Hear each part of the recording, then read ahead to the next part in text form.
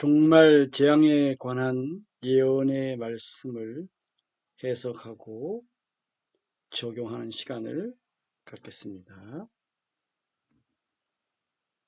마태복음 24장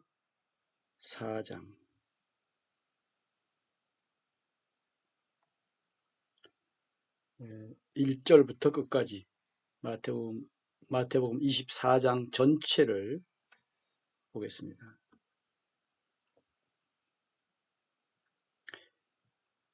1절, 2절 예수께서 성전에서 나와서 가실 때에 제자들이 성전 건물들을 가리켜 보이려고 나오니 대답하여 이르시되 너희가 이 모든 것을 보지 못하느냐? 내가 진실로 너희에게 이르노니 돌 하나도 돌 위에 남지 않고 다 무너뜨려지리라. 이 말씀 1절과 2절의 말씀은 예수님이 AD 70년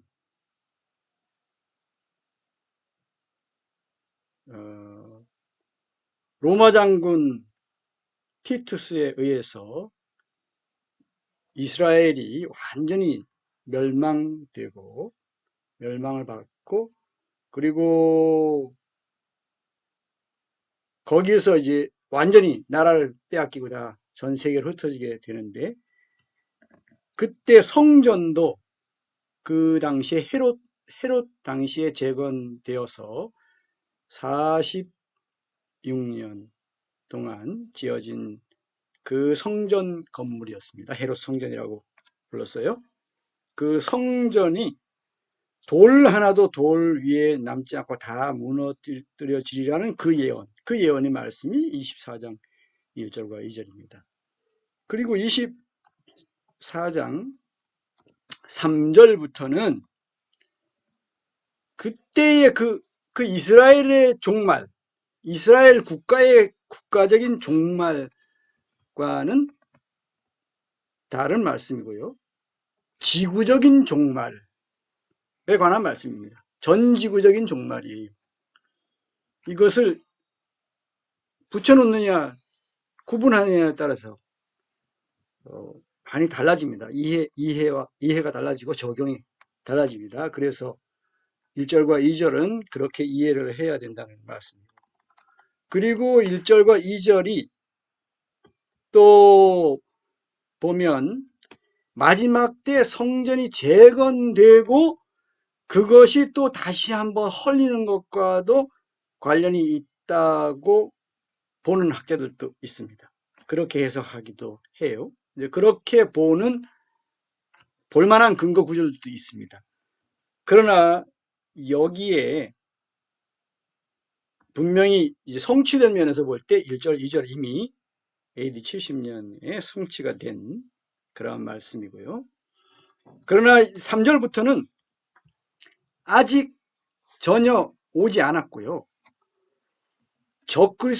적그리스도들이 조금씩 한 번씩 출현하고 역사적으로 계속해서 좀 출현해 왔지만 마지막 적그리스도는 아직 출현하지 않은 그런 상황이고요. 그리고 다니엘서에 예언된 마지막 한 이래가 7년인데 그 마지막 한 이래에 이제 앞에 3년 반이 뒤에 3년 반 이렇게 42개월 1260일 1260일 이렇게 나누어지는데 그렇게 7년을 반을 나눠서 앞부분을 전 3년 반이라고 그러고 뒷부분을 후 3년 반이라고 그러는데 전 3년 반 그 기간 동안에는 환란이 없고 평화로운 것을 볼 수가 있고요. 이제 후 3년 반 이제 7년의 그 중간부터 그 뒷부분이 이제 말세의 큰 재앙, 종말 재앙이 있을 것이라는 그런 예언의 말씀이 적용이 됩니다. 거기에. 그래서 여기 이제 휴거가 나오는데 휴거는 언제냐? 그 전에 그 대환란이라고 부르는데 가장 큰 환란이라고, 역사적으로 전무후무한 환란이라고 예수님이 말씀하셨기 때문에 그 전에도 이런 환란이 없고 그 후에도 이런 환란이 없다고, 전무후무죠. 그러니까 전무후무한 환란이기 때문에 대환난이라고 부르기도 합니다. 좀 신학적인 용어죠. 대환난, 대환난, 대환란이라고도 하는데 원래는 대환난이 맞죠. 종말 재앙에 관한 이러한 예언의 말씀이 신약 성경에 여러 군데 나옵니다. 바울 서신에도 나오고요. 또 베드로 후서 마지막에도 이 종말에 관한 그런 말씀이 나오고, 요한 1서 뒷부분도 그렇고 2서 3서에도 이 종말에 관한 이런 말씀들이 나오고, 또 야고보서에도 그렇고 히브리서에도 그렇고 이 종말에 관한 말씀들이 각 서신의 그 부분에 다뤄지고 있고요. 그리고 특별히 복음서에는 누가복음에도 마가복음에도 또 나와 있죠. 누가복음 19장, 22장 이런 나와 있고, 또 마가복음 끝에도 나와 있고, 요한복음은 좀 다르게 표현되어 있습니다. 종말에 관한 이런 말씀이. 그리고 고린도전서 15장에 보면 거기 부활장에 관해, 거기에 보면 또 미래에 대한, 장래에 대한, 종말에 대한 그런 예언이 나와요. 휴거와 관련된 그런 말씀들이 있습니다. 고린도서 15장에. 또 데살로니가 전서 4장 5장, 데살로니가 후서 2장, 또 디모데 후서, 말세에 하면서 그 말세에 관한 이런 말씀, 종말에 관한 말씀이 있고요.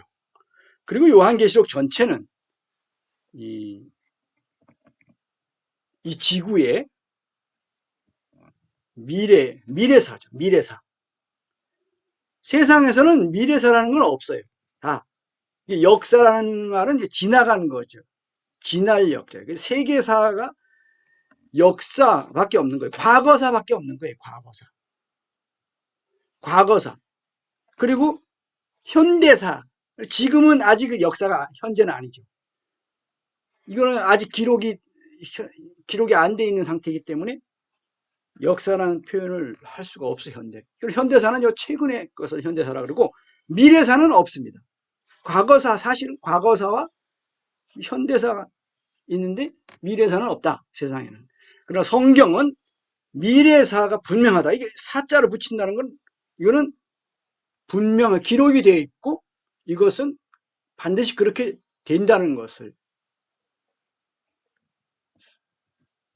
된다는 그런 뜻입니다. 그래서 미래사라고 사자를 붙일 수가 있는 것이죠.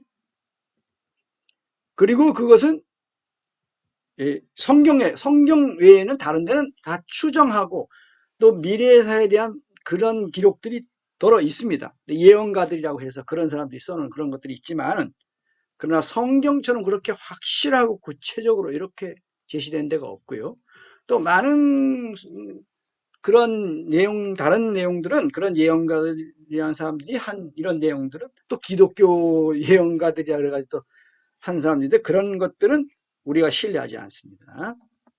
그것은 오직 성경, 예수님과 그 제자들, 성경 기록자들, 성령께 감동하심을 받아서 기록한 이러한 계시를 받아서 기록한 이 부분만 우리는 인정을 합니다. 다른 거랑 섞지 않아요. 순수한 말씀만을 우리는 믿고 우리의 신앙의 근거로 삼죠. 이제 이 종말에 관한, 종말 재앙에 관한 이런 예언의 말씀에 있어서 가장 우리에게 큰 어려움이 된 것이 무엇인가? 크게는 두 가지인데, 한 가지가 시한부 종말론이라는 겁니다. 시한부 종말론. 시한부 종말론이라는 것은 예수님이 언제 재림하신다, 또는 이제 환란이 어느 날부터 이제 환란이 시작이 된다, 이런 식으로 날짜를 딱 몇 년, 몇 월, 며칠 이런 식으로 딱 못 박아 놓는 것입니다. 과거에 그 다미 선교회라고 해서 난리 났었습니다. 2000년 되기 전에 그때 1996년 무슨 9월 며칠인가 해서 정확하게 지금 제가 날짜 기억이 정확히 안 되는데 9월 25일인가 언젠가 해서 그날 휴가가 된다고 해서 또 학교도 안 가고 또 직장도 안 가고 일도 안 하고 그냥 다 모여가지고 휴가 될 날 기다리고 하던 그런 소란스러운 일들이 있었습니다. 그때 우리는 그렇지 않다. 그거는 지금 되어지는 이 상황을 볼 때 아직은 아니다. 마지막 때도 아니다. 그런데 그렇게 날짜를 박아놓고 그렇게 하는 건 안 된다. 그리고 그 임박했다 할지라도 날짜를 그렇게 성경의 날짜 기록되어 있지 않기 때문에 날짜를 박아놓고 하는 건 그건 잘못된 것이다. 그리고 또 임박했다 할지라도 그렇게 다 모여가지고 그렇게 한다고 해서 휴거되는 것이 아니고 일상생활 중에 휴거될 수가 있는 것이다. 성경은 그렇게 되어 있다. 그래 일상생활로 돌아가라. 우리가 그렇게 얘기했었습니다. 일상생활을 해라. 다 집어치우고 다 모여가지고 기도만 하고 찬양만 하고 예배만 하고 그런다고 해서 되는 것이 아니다. 일상생활 가운데 우리가 어떻게 어떤 사람으로 사느냐, 어떤 제자의 삶을 제대로 살아내느냐, 천국 복음에 합당한 삶을 사느냐, 하나님께 인정받고 칭찬 듣고 상 받을 만한 그러한 삶을 사느냐가 중요하다. 이것을 그 당시에도 우리가 전했었습니다. 벌써 오래됐죠. 30년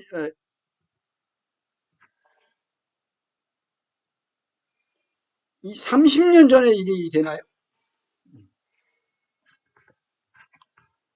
벌써 30년이 돼갑니다. 근데 그때 그 시한부 종말론 그때 그려놓고 사람들이 그 다음에 오히려 이것이 우리에게 해가 돼버렸어요. 그래서 주님의 다시 오심을 기다리고 휴거를 사모하고 준비하고 하는 이런 것은 그 뭔가 그 자체가 잘못된 것처럼 이렇게 마귀가 그렇게 회방을 놓은 거예요. 우리가 그런 부분에 있어서 이거를 분별을 해야 됩니다. 시한부 종말론은 우리가 분명히 건절하지만 그러나 우리는 휴거, 여기 성경에 분명히 계시된 이 휴거, 예수님의 다시 오심을 우리가 그때 들림받고 칭찬받고 상받는 그런 깨워서 준비하고 대비하는 이러한 자세를 그러한 삶을 살아가야 된다는 것. 그것을 우리가 다시 회복해야 된다는 거죠. 그리고 간직해야 돼요. 이 사랑이 식어지면 안 돼요. 주님을 향한 사랑이 늘 뜨거워야 된다는 거죠. 주님의 오심을 재촉하고 기다리고 사모하고 준비하고 이런 뜨거운 마음을 우리가 간직해야 돼요. 보존해야 됩니다. 식어지지 않도록. 예수님의 말씀을 우리가 읽으면서 그런 마음을 갖게 될 것이고요. 그리고 또 하나 문제는 너무 그 세상 일에 너무 빠져가지고 술 취함과 방탕함과 생활의 염려로 우리 마음이 둔해지는 것. 그래서 뜻밖의 그날, 그 누가복음 21장에 있는 말씀처럼 뜻밖의 그날이, 그 마지막 대환난 날이 덫과 같이 우리에게 임하는 아무 준비되지 않은 상태에서 갑자기 닥치는 이런 일이 일어나지 않도록 스스로 조심하고 항상 기도하며 깨어있으라는 이 말씀이 실제가 되어야 된다는 거죠. 우리 삶에서.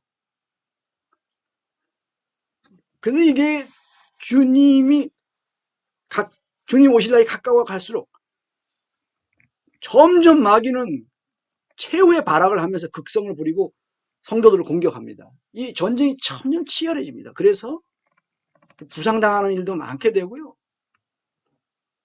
또 시력도 잃을 수 있고 이 의의 옷도 겉옷도 다 더럽혀지거나 다 벌거벗겨지거나 이런 일들이 얼마든지 있을 수가 있는 거예요. 그래서 더더욱 우리가 더 깨어있으려고 해야 된다는 겁니다. 지금 우리가 더 나이가 들어갈수록 또 세월이 지나서 이제 주님 오신 날이 가까이 올수록. 그런데 우리가 이 말씀을 오늘 보게 되는 것은 아주 임박한 건 아닐지라도 상당히 뭔가 이 징조들이 심상치 않은 이런 것들을 보면서 주님의 재림을 맞이하는 우리 성도들, 제자들이 마음가짐을 새롭게 하고 다시 한번 주님의 말씀을 상기하는 이런 시간을 가질 필요가 있다. 이런 생각이 들었습니다. 주님이 오시는 거 맞습니까? 정말 다시 오십니까? 우리가 죽음을 넘어가서 예수님을 만나서 거기서 완전히 영생의 그 새로운 삶, 그 삶을 살게 되는 건 맞습니까? 그리고 상을 받든지 아니면 천년이 차기까지 천년 동안 그리스도와 더불어 왕노를 하는 그 영광에 참여하지 못하든지 그런 것을 믿나요? 정말 마음에 그것이 사실이라고 믿나요? 반드시 그렇게 될 것이라고 믿나요? 혼인잔치에 참여할 수 모든 참된 그리스도인이라 할지라도 혼인잔치에 참여하는 슬기로운 다섯 처녀 같은 사람들이 있고 참여하지 못하는 그런 사람들이 있다고 믿나요? 마태복음 25장에 따라서 이것이 우리에게 이게 흐릿해질 수 있어요. 이 육신의 나이가 들어서 그럴 수도 있지만 또 그렇지 않고 너무 세상이 우리로 하여금 각박하고 바쁘게 만들고 뭔가 생각을 빼앗아가고 마음을 빼앗아가고 시간을 빼앗아가고 물질을 빼앗아가고 온통 다 빼앗아가서 거기에 몰입하게 만드는 이런 바쁜 세상에 우리가 살고 있거든요. 아주 어려운 시대에 사실 살고 있습니다. 그래서 우리 마음이 둔해지고 어두워지고 졸리고 무뎌지고 이렇게 될 수 있다는 겁니다. 오늘 이 말씀을 통해서 우리가 다시 한번 깨어나고 다시 우리 마음을 다잡고 주님을 향한 우리의 사랑이 식어지는 이런 데서 다시 뜨거워지는 이런 시간이 되기를 간절히 소원합니다. 3절 예수께서 감람산 위에 앉으셨을 때 제자들이 조용히 와서 이르되 다르죠? 이 장면이 바뀌었습니다. 감람산 갔잖아요. 여기는 성전 주변이 아닙니다. 이미 감람산으로 가서 따로 이제 장면이 바뀐 겁니다. 우리에게 이르소서 어느 때에 이런 일이 이제 이야기는 이어지는 거예요. 그 마지막 종말 때 어느 때에 이런 일이 있겠사오며 또 주의 임하심과 세상 끝에는 무슨 징조가 있으리까. 이 주님의 임하심이라고 여기 보면 예수님이 재림하신 것에 대한 벌써 이때쯤 되면 3년 넘어가고 3년 반 가까이 된 그런 시점이었어요. 거의 예수님의 사역의 거의 마지막 때였거든요. 그러니까 이 주님의 재림에 대한 이런 신앙을 가지고 이렇게 질문을 한 걸로 보이죠. 주의 임하심. 그 다음에 세상 끝. 종말에 대한 것도 신앙이 있어요. 다니엘서를 통해서 그러한 세상 종말에 대한 신앙을 어느 정도 가지고 있을 수도 있고요. 그리고 예수님이 중간에 또 말씀하셨을 수도 있는데 이제 여기에 예수님 다시 한번 확실히 말씀해 주십니다. 이 종말 신앙이에요. 세상 끝에는 무슨 징조가 있사오리까? 무슨 징조가 있을 것이라고 하는데 좀 더 구체적으로 알고 싶습니다. 말씀해 주세요. 예수님에 대해서 깊은 신뢰가 있는 걸 알 수 있죠. 예수님이 대답해 주시면 그대로 믿겠다는 거죠. 사실 그대로 있는 그대로를. 24장 4절 우리도 이 제자들처럼 이렇게 간절한 태도를 가져야 된다고 봐요. 그냥 뭐 알아도 되고 몰라도 되고 그냥 전하니까 그냥 듣고 이게 아니고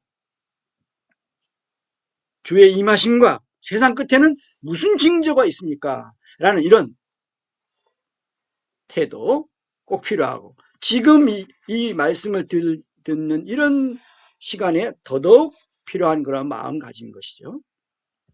5절 많은 사람이 내 이름으로 와서 이르되 예수님의 이름으로 온다 그랬어요. 그러니까 다 예수 믿는 사람들로, 다른 종교가 아니라 기독교 그런 식이죠. 나는 그리스도라 하여. 그러니까 이게 나는 그리스도라 하면 이게 뭡니까? 이게 이단이잖아요. 근데 이단이 보면 성경을 근거로 하고 예수 이름을 팔아먹거든요. 예수님의 이름을 판다고요. 그러면서 또 자기가 그리스도라 그런다 이거죠. 나는 그리스도라. 노골적으로 하는 자들이 있고 은근히 그렇게 하고 결국은 그렇게 믿도록 그 의도적으로 교묘하게 만드는 사람들도 있고 그렇습니다. 많은 사람을 미혹하리라. 많은 사람이라 그랬잖아요. 이 많은 사람이 이게 우리가 좀 더 구체적으로 좀 더 생각해 봐야 돼요. 어느 정도가 많은 사람이라는 뜻인가. 그리고 이거 미혹된다는 것은 어느 정도 될 때 미혹된다 하는가. 우리가 조금 속는 정도인가 아니면 아주 그냥 거기에 푹 빠져서 완전히 그 사람 추종자가 돼버리는 그 이단의 교주의 그런 추종자들이 되는 그런 뜻인가. 미혹되는 게 분명히 나옵니다. 그리고 어떻게 되느냐. 난리와 난리 소문을 듣겠으나 너희는 삼가 두려워하지 말라. 두려워하면 안 돼. 예수님이 하신 말씀, 두려워하지는 말아라. 그리고 사람의 미혹을 받지 않도록 주의하라. 주의해야 돼. 주의하지 않으면 미혹 받는다. 그 말씀이잖아요. 그렇죠? 이건 역으로 바꿔서 말하면 주의하지 않으면 너희도 미혹을 받게 된다.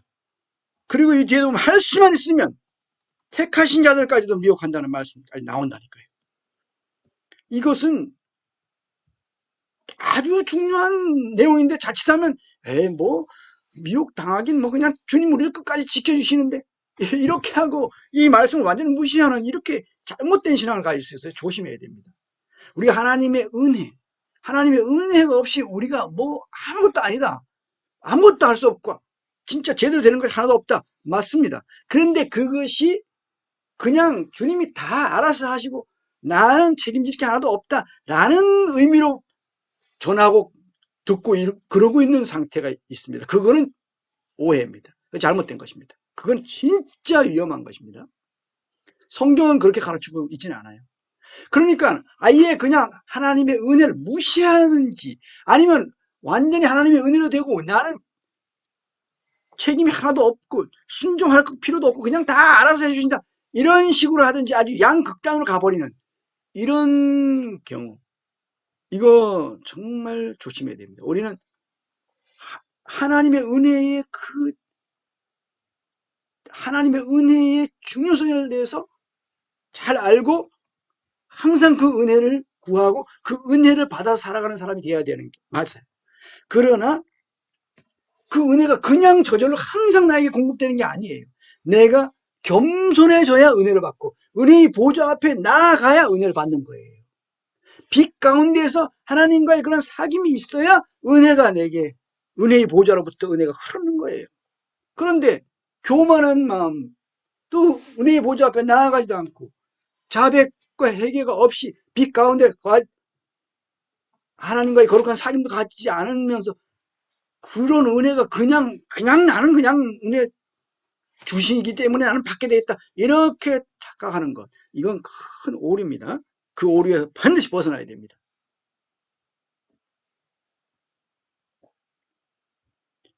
그러지 않으면 그날 참으로 후회하는 날이 올 거예요. 이를 갈며 바깥 어두운 데 쫓거나 울며 이를 가는 날이 오게 됩니다. 민족이 민족을 나라가 나라를 대적하여 일어나겠고 지금 전쟁이 지금 심하게 일어나고 있잖아요. 이거 심상치 않습니다. 그리고 지금 이제 러시아 우크라이나 전쟁하지만 지금 유럽으로 이 전쟁이 유럽의 발트 3국 이쪽으로 해서 또 확전이 될 수도 있다. 루마니아 쪽으로도 또 갈 수도 있다. 중앙아시아 쪽에서 그렇게 더 전쟁이 벌어질 수도 있다. 또 중동에 또 이스라엘 주변에도 더더욱 이런 전쟁이 더 확산될 수 있다.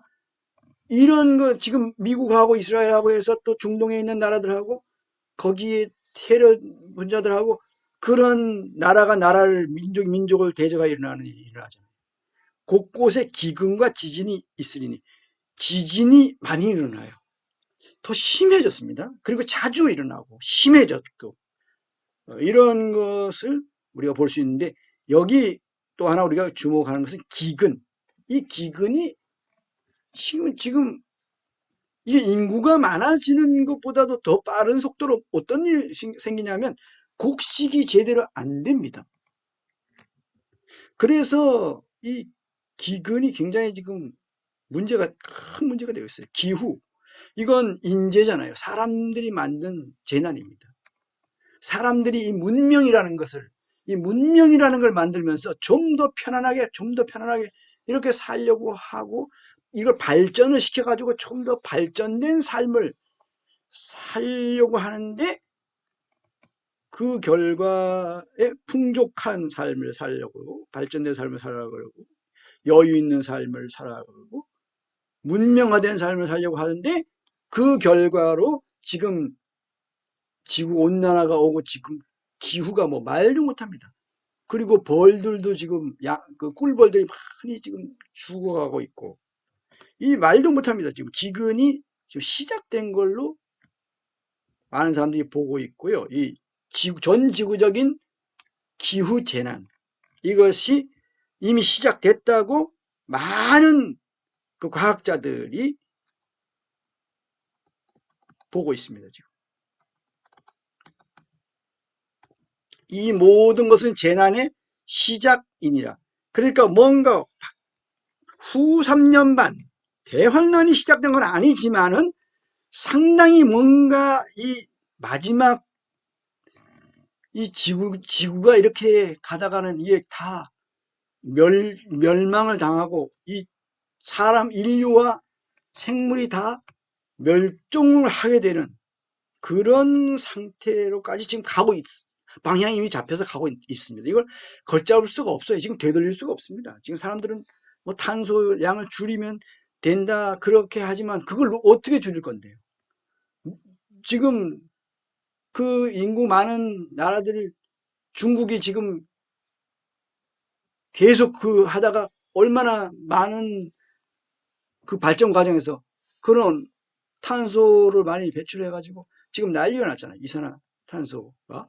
그리고 지금 이제 인도네시아 이런 데서 베트남 이런 데서 또 경제 개발이 되면서 얼마나 거기 또 화석 연료가 또 많이 사용이 되겠어요. 그걸 누가 막을 수 있습니까? 강제할 수 없어요. 선진국들은 이미 그런 것에 대해서 이제 어느 정도 지나와서 태양광이니 풍력이니 그런 걸로 전기를 만들겠다 그렇게 하지만 또 원자력이나 이런 걸 가지고 만들겠다 하지만 그 개발도상국에 있는 나라들은 그런 시설들이 되어 있지 않기 때문에 어쩔 수 없이 화석 연료를 사용해야 되거든요. 그거를 어떻게 우리 다 사용 안 하겠다라고 할 나라가 있겠습니까? 막을 수가 없어요. 아무도. 그건 뭐 전쟁을 해가지고 막으려면 막겠지만 그거 어떻게 전쟁을 해서 그걸 또 막겠습니까? 그러니까 안 되는 거죠. 강제적으로 할 수가 없어요, 지금.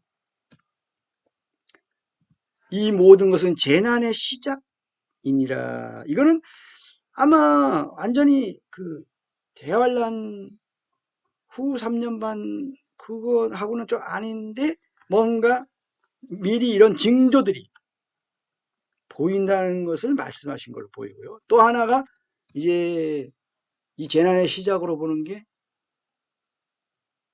도저히 사람의 힘으로 어떻게 할 수 없는 거. 예수님이 오셔야만 되는 이 상황이 또 하나가 있는데 그게 뭐냐? 인공지능 개발입니다. 이 인공지능이 이미 사람이 통제할 수 없는 수준에까지 있을 것이다 라고 생각하는 그렇게 말하는 사람들이 나왔어요. 그쪽에 좀 아는 사람들이 그렇게 말을 하고 있어요. 그런데 아직 공식적으로는 그렇게 발표하지 않았지만 비공식적으로는 그렇게 알고 있다는 거죠. 그 전 세계의 모든 인공지능들을 통제하는 그래서 더 이상 그것을 앞설 수 없는 어떤 슈퍼 인공지능이 하나가 만들어져 있을 것이다. 아직 그것이 공개되지 않았을 뿐입니다.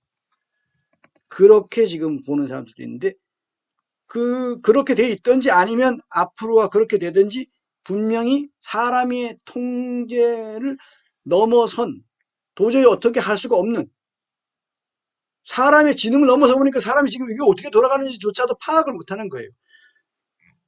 사람의 생각을 다 읽어버리고 사람이 통제할 수 있는 그 선을 넘어서 있으니까 어떻게 사람이 할 수 없어요. 그때 되면 다 이제 이 기후와 이 인공지능 이 문제 적어도 현재로서 볼 때는 이 두 가지 문제는 예수님이 오시지 않으면 해결할 수 없어요.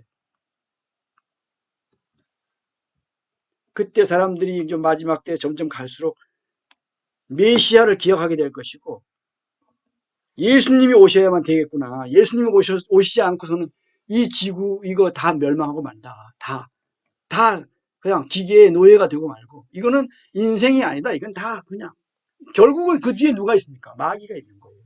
마귀한테 결국은 당해서 마귀에게 노예가 되는 거고 마귀에게 시달리는 거거든요. 이거는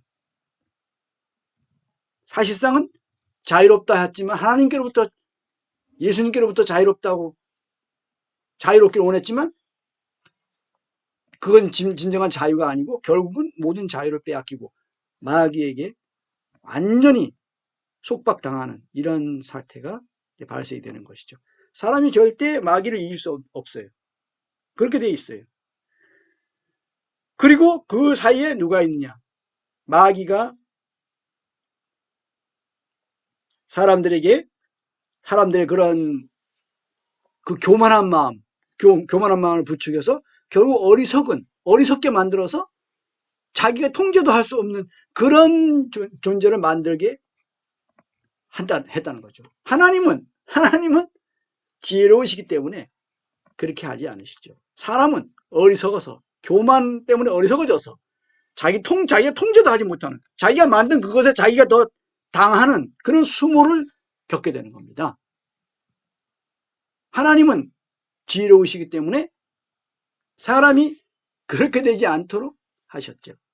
하나님은 제어할 수 있도록 하셨어요. 하나님이 제어할 수 없는 존재를 만드셨다면 하나님은 어리석은 분이신 거예요. 그건 능력이 아니에요. 그건 어리석음이지. 근데 하나님은 지혜로우시기 때문에 천사를 만드셔도 통제할 수 있게 만드셨고 또 사람도 뛰어나게 만드셨지만 통제할 수 있도록 만드신 거예요. 예수님이 하나님이 아니시면은 인공지능 예수님은 어떻게 하실 수 없습니다. 예수님도. 그러나 예수님이 하나님이시기 때문에 그분이 사람이시면서도 그분이 하나님이시기 때문에 예수님은 이 기후 재난을 다 해결해 줄 수 있습니다. 모든 오염된 것들 바다가 오염되고 공기가 오염되고 토양이 오염되고 사람의 마음들이 오염되고 이런 모든 오염된 것들을 다 깨끗이 해결하시고 원상복구 하시는 거예요. 아무 문제가 없도록 아무 독성이 없도록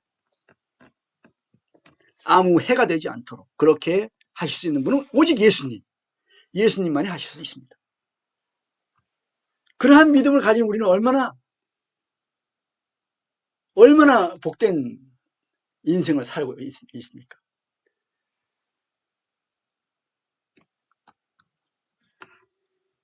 그리고 너희를 죽이리니 순교당하는 일들이 마지막 때에 더 생겨날 것을 볼 수가 있고요.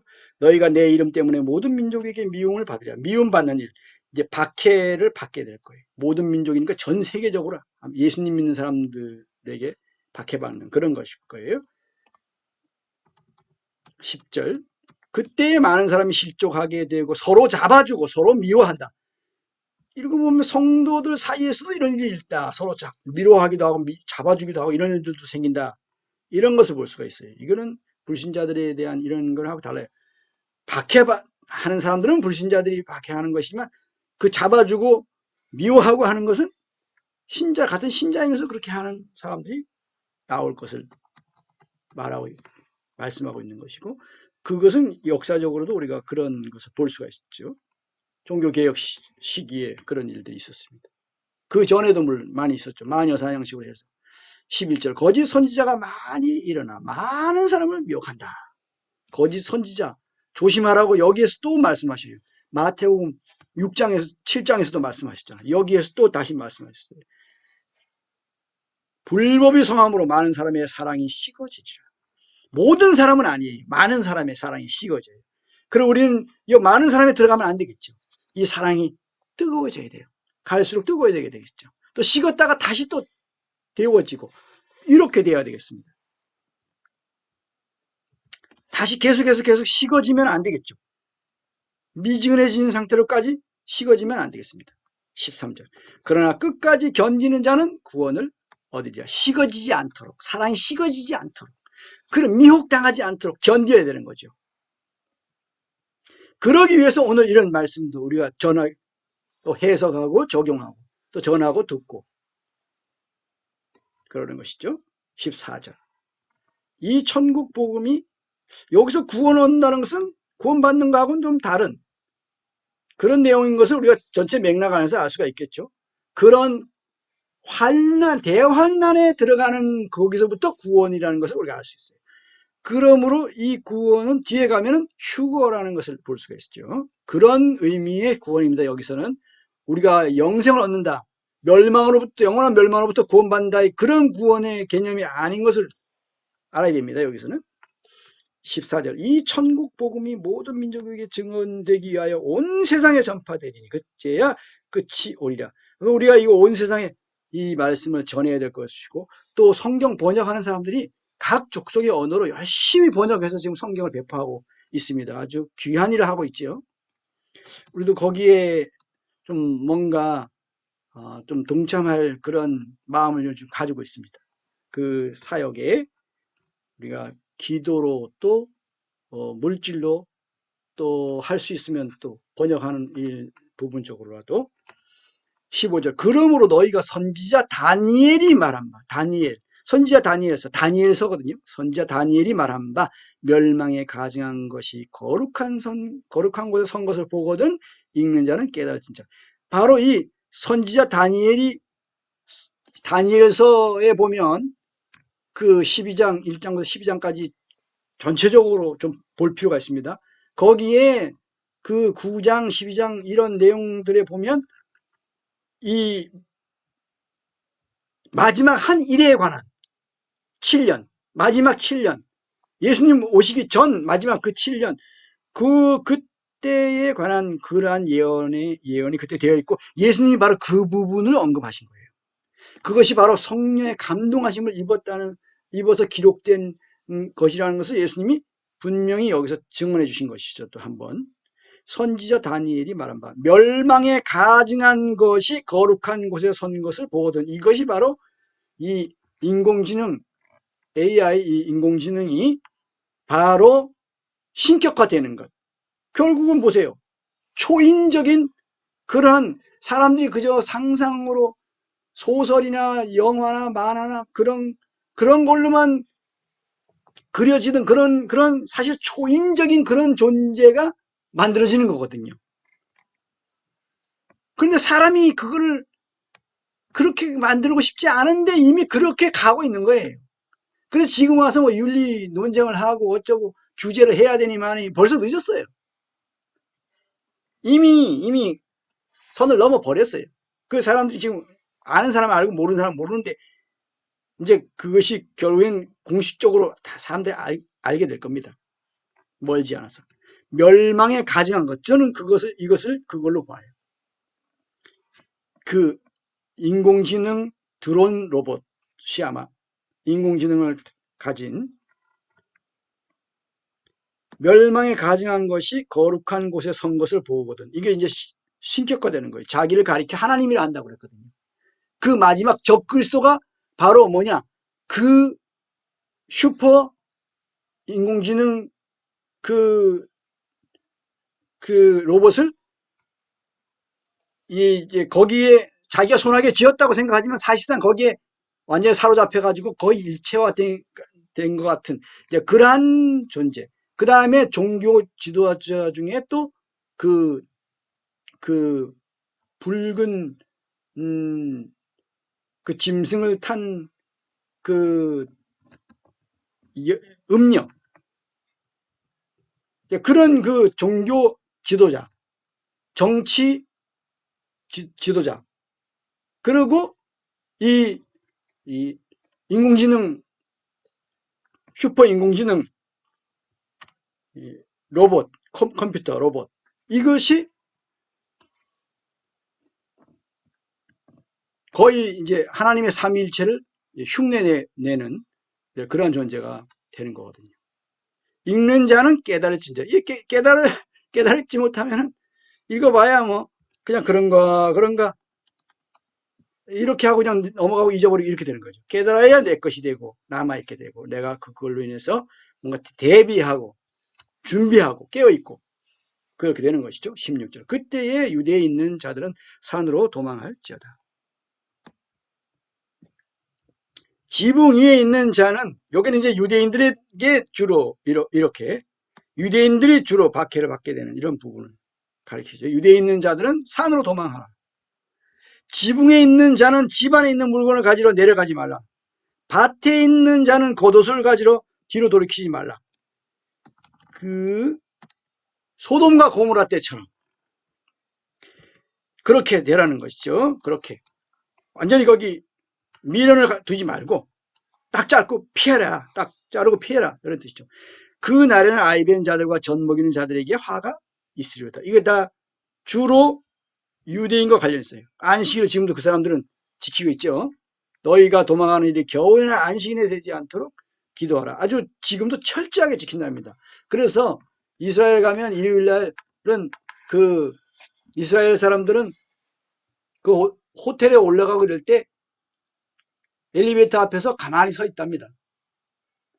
그래가지고 다른 사람이 몇 층에 올라가면 몇 층에 올라가느라고 누르면 그거 누르는 게 일하지 않아야 된다고 해서 그러면 이제 타고 올라가고 또 몇 층 눌러달라 그러고 이렇게 한답니다. 자기네 손을 안 한다 이거죠. 안식일 일하지 않는다. 그거 지킨다고. 21절. 이는 그때에 큰 환란이 있겠습니다. 이게 바로 대환란이라고 그래요. 창세로부터 지금까지 이런 환란이 없었고 후에도 없으리라. 전무후무. 22절. 그 날들을 감하지 아니하면 모든 육체가 구원 얻지 못할 것이나. 이러면 뭐냐, 전 인류가 싹 멸망하게 된다는 뜻이죠. 그 길어지면. 그래서 주님이 그 때를 단축하시는 거예요. 그러나 택하신 자들을 위하여 그 날들을 감하시리라. 그때에 사람이 너희에게 말하되 보라, 그리스도가 여기 있다 혹은 저기 있다 해도 믿지 말라. 거짓 그리스도들과 거짓 선지자들이 일어나 큰 표적과 기사를 보여. 이제 신비주의에 빠지면 이게 큰일 나게 됩니다. 큰 표적과 기사 이런 것만 주로 따라다니는 사람들, 신비주의, 이 신비 은사주의자들 조심해야 됩니다. 여기 속게 돼요. 큰 표적과 기사를 보여. 이거 보여주는데 그거 많은 사람이 속게 되는 거예요. 그냥 말씀으로만 제시하면 안 되니까 이런 걸 통해서 마귀가 사람들을 이제 예수님 흉내내는 거예요. 할 수만 있으면 택하신 자들도 미혹하리라 했어요. 할 수만 있으면. 그래 택하신 자들도 미혹당할 수 있어요. 어떻게 하면? 주의하지 않으면, 조심하지 않으면, 깨어있지 않으면. 항상 기도하며 깨어있어야 된다는 거죠. 항상 기도하며 깨어있어야 된다. 저는 지금도 날마다 항상 기도하며 깨어있으려고 합니다. 그러지 못할 때가 많고 실패할 때도 많지만 또 하나님의 은혜로 또 그렇게 승리할 때가 또 많이 있습니다. 점점 그런 날들이 길어지고 있죠. 또 때로는 미끄러져서 실패하는 시간이 더 많기도 하고요.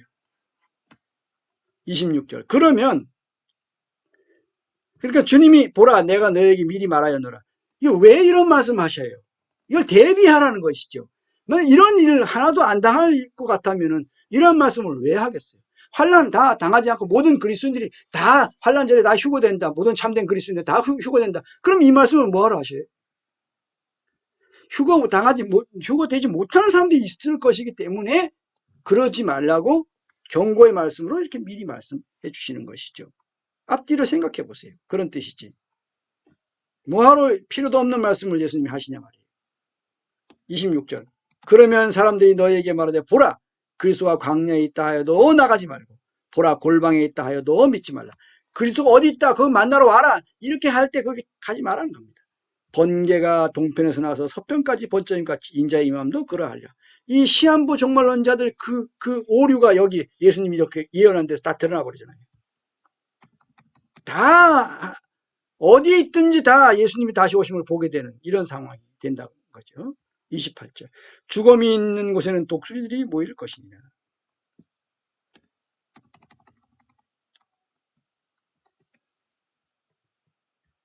그 날 환난 후에 즉시 해가 어두워지며 달이 빛을 내지 아니하며 별들이 하늘에서 떨어지며 하늘의 권능들이 흔들리리라. 이때는 누구든지 확실하게 야 진짜 완전 마지막이구나. 이제 완전히 끝나는구나. 그럴 때가 되는 거예요. 그리고 어떤 사람들도 마음이 아주 그냥 완악해진 사람들은 그냥 오히려 더 하나님을 저주하고 막 욕하고 이런 일들이 이게 일어나고 그러는 거죠. 그때 회개하는 사람들은 또 회개하고 낮아지고 겸손해진 사람도 겸손해지고 구원해달라고 부르짖는 사람들은 또 있을 겁니다.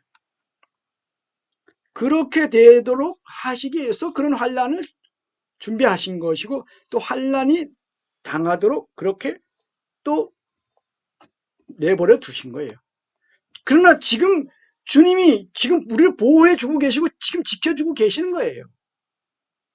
우리의 삶 자체가 살아있다는 자체가 우리가 지금 이렇게 붙들어 주지 않으면 이렇게 벌써 다 망하고 다 끝났어요. 다 인류는 다 지켜주시지 않았으면. 그래서 사도행전 17장에 보면 우리가 그를 힘입어 살며 기동하며 있느니라 그랬거든요. 그리고 우리가 호흡하는 거, 우리의 심장이 뛰는 거, 우리에게 음식이 있는 거, 우리에게 이런 추위와 더위 속에서도 적당히 살 수 있는 그런 이런 기온이 있는 거, 기후가 있는 거, 이런 게 다 보호해주고 이렇게 빨리 망가지지 않도록 지연시키시기 때문에 우리가 지금까지 이렇게 살아있는 거거든요. 그러나 이제 환난 날에는 이런 그런 것들을 이제 걷어가시고 마지막 때를 위해서 그런 날이 온다는 거죠. 31절. 그가 큰 나팔 소리와 함께 이게 나팔절 그래서 있는 겁니다. 큰 나팔 소리와 함께 천사들을 보내리니 그들이 그의 택하신 자들을 하늘 이 끝에서 저 끝까지 사방에서 모으리라. 그래서 가서 이제 먼저 이제 휴거되는 사람이 있고 휴거되지 못한 사람도 있고 그렇게 되는 겁니다. 여기서 그의 택하신 자라는 것은 이 신부가 되도록 택하신 자, 그 어린 양의 아내로 택하신 자, 그만큼 또 택함 받을만 해서 택하신 거죠. 32절. 무화과 나무의 비유를 배우라. 그 가지가 연해지고 잎사귀를 내면 여름이 가까운 줄을 아나니. 이 무화과 나무는 이스라엘의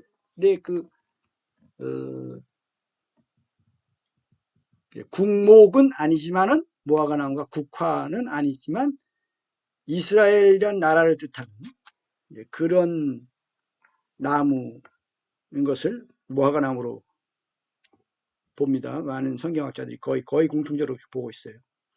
그래서 이스라엘이 독립한 것, 이것이 그 루터나 칼빈 때 쯔빙글리 그 종교개혁 그 당시에는 전혀 징조도 전혀 기미도 전혀 안 보이던 것이었거든요.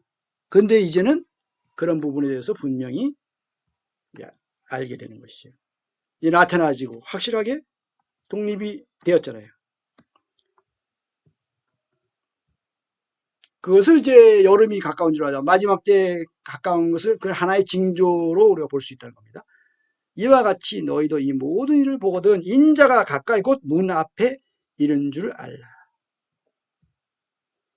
그러니까 내일 오실 것처럼 오늘 살아야 되는 것이고 또 정말 멀지 않아서 내가 살아있는 동안에 주님이 오실 수가 있다. 그러한 마음으로 어쩌면 더 그 날들이 더 빨리 임박할 수도 있습니다. 우리가 생각지 않은 때에 인자가 오리라 하는 거 보면 아직 아닌 것 같았는데 벌써 이렇게 임박했네 라는 갑자기 빠르게 그렇게 될 수도 있습니다. 내가 진실로 너에게 말하는 이 세대가 지나가기 전에 이 일이 다 일어나리라. 천지는 없어질지언정 내 말은 없어지지 아니하리라. 그러나 그 날과 그때는 아무도 모르나니. 이 말씀이 중요하잖아요. 시한부 종말론, 그걸 우리는 그래서 거부하는 거예요. 하늘의 천사들도 모르고 아들도 모르고, 이 아들은 그 인성 안에서는 그분은 모르시는, 신성 안에서는 모르실 리가 없죠. 그런데 그분의 인성 안에서 모르신다는 그런 뜻으로 봐야 되겠죠. 오직 아버지만 아시느니라. 노아의 때와 같이 인자의 임함도 그러하리라. 노아 때 어땠는가? 홍수 전에 노아가 방주에 들어가던 날까지 사람들이 먹고 마시고 장가들고 시집가고 있으면서. 근데 우리가 이런 데 다 빠져버릴 수 있어요. 사실 그게 그렇게 중요한 일이 아닌데 거기에 더 많이, 너무 많이 그 마음이 다 빼앗길 수 있어요. 그래서 어떻게 되냐? 홍수가 나서 그들을 다 멸하기까지 깨닫지 못해서, 요게 깨닫지 못한 거. 이게 깨어있지 못하는 거죠. 인자의 임함도 이와 같으리라. 그런 상황이 펼쳐질 것이라는 겁니다. 마지막 때의 상황이 그렇게 될 거예요. 그러니까 많은 사람들의 사랑이 식어진다. 많은 사람. 여기도 많은 사람이 있는 거예요. 그런데 그리스도인이 아닌 사람들이야 뭐 그런 게 무슨 의미가 있겠어요.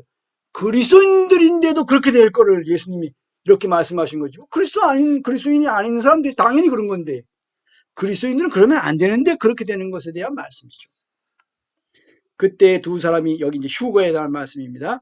그때 두 사람이 밭에 있음에 한 사람은 데려가고 한 사람은 버려둠을 당할 것이고, 두 여자가 맷돌질을 하고 있음에 한 사람은 데려가고 한 사람은 버려둠을 당할 것이니라. 그러므로 깨어 있으라. 보세요. 어떤 사람은 휴거되고 어떤 사람은 휴거 안 된다 그랬잖아요. 분명히. 그리고 이 생활하고 있는 거예요. 남자들도 여자들도 다 생활하고 있는 거잖아요. 일상생활을 하고 있고 일도 하고 있고 그렇게. 그러므로 깨어있으라. 중요한 것은 막 모여가지고 막 소란 피우고 하는 게 아니고 깨어있으라. 어느 날에 너희 주가 임할는지 너희가 알지 못합니다. 우리는 몰라요. 진짜 10년 20년 남았는지 아니면 더 임박한지 우리는 몰라요. 더 얼마 안 남았을 수도 있는 겁니다. 이게 우리 몰라요. 안다고 말을 하면 안 돼요. 근데 아직은 아닌 것 같다고 우리가 말을 하지만, 43절 너희도 아는 바니 만일 집 주인이 도둑이 어느 시각에 올 줄 알았다면 깨어있어 그 집을 뚫지 못하게 하였으랴.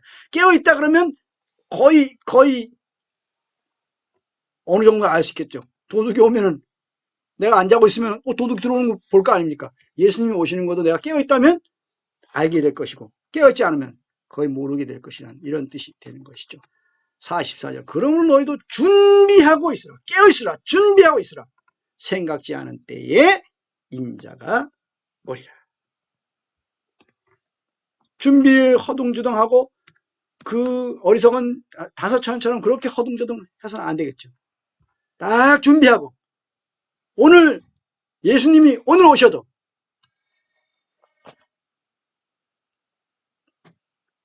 왜 벌써 오셨냐고 하지 않고 바로 환영할 수 있는 그런 마음이 되어야 될 것입니다. 45절 충성되고 지혜 있는 종이 되어 주인에게 그 집 사람들을 맡아 때를 따라 양식을 나눠줄 자가 누구냐? 이 충성되고 지혜 있는 종이 되어야 돼.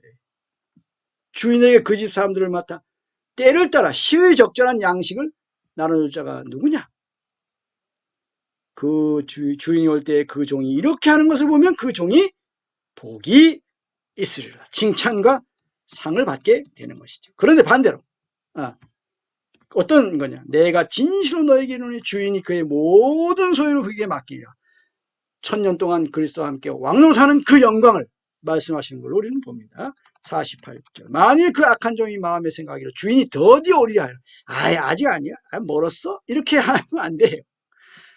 동료들을 때리며 술 친구들과 더불어 먹고 마시게 되면, 술 친구가 뭡니까?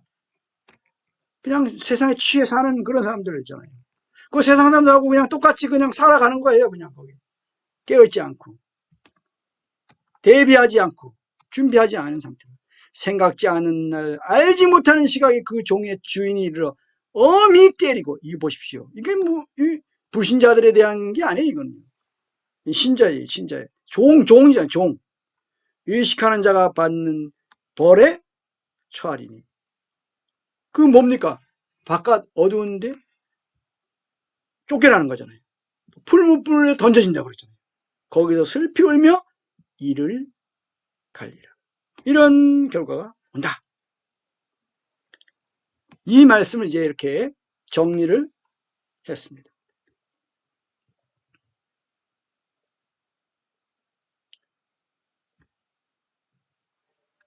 마태복음 24장, 지구의 미래에 대한 예수님의 예언의 말씀입니다. 천국복음, 이 천국복음이 땅끝까지 전해질 것이라고 예수님 말씀하셨습니다. 깨어 있어야 되고 우리는 준비하고 있어서 방주에 들어가는, 휴거되어 방주에 들어가는 상 받는 제자들이 되어야겠습니다.